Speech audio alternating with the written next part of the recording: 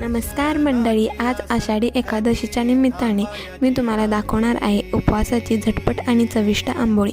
चला तर सुरुवात करूया रेसिपीला। सर्वप्रथम 1 वाटी वरी, पाऊण वाटी साबुदाणा, चवीनुसार मीठ, 1 चमचा दही आणि 2 ते 3 मिरच्या ऑप्शनल आहेत। हे सगळं थोडंसं पाणी घालून मिक्सरला बारीक वाटून घ्यावे।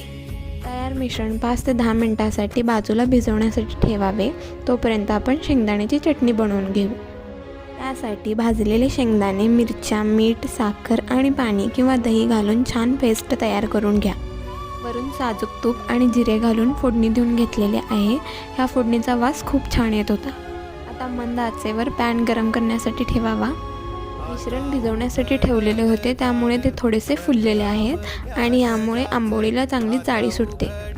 नंतर या मिश्रणाच्या आंबोळ्या बनवून घ्यावा।